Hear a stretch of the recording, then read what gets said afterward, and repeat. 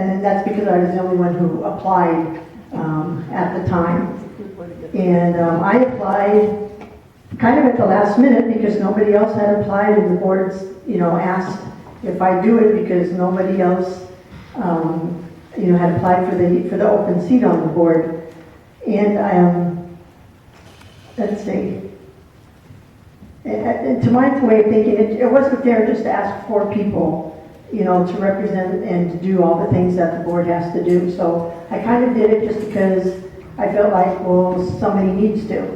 And so I did.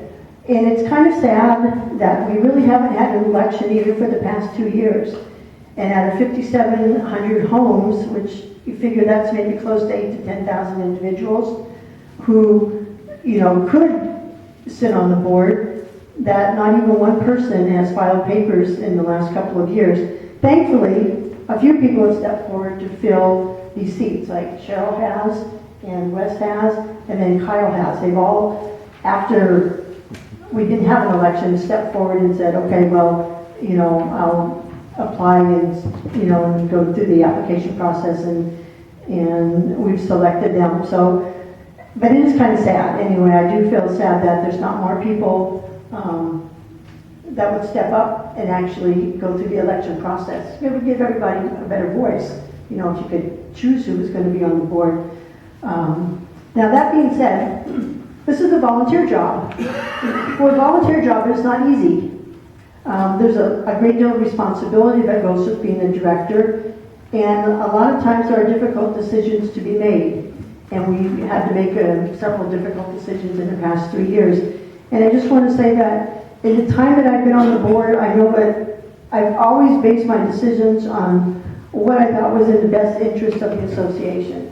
And I know a lot of times some of them things were controversial, and why'd you guys decide this or that, but I can just assure you that I've always had the association's best interest,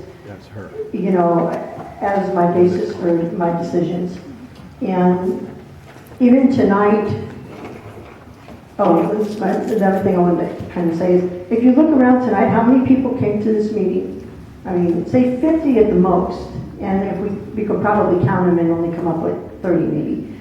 But out of all those homes, the board really has to represent everybody, and we have to consider everyone. So if there's 50 of you here and there's 10,000 members, we have to consider all 10,000 members when we make our decisions. And I think that's what we've really tried hard to do. And this board in particular, I think, has been working very hard to address, engage, and to educate all members of the association.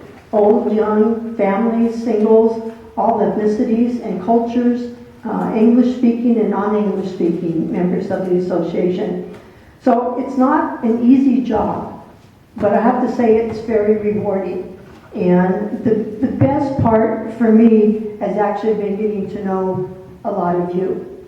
It's nice to be able to walk into Lucky's and walk down the aisle and say, oh, hi Pat, hi Sue, because you've met people. You get so you see the same faces and you get to know people. And for me, that's been the best part of the job, is getting to know people and to see people in our community at a lot of our events. And I wish the board, the current board, all the success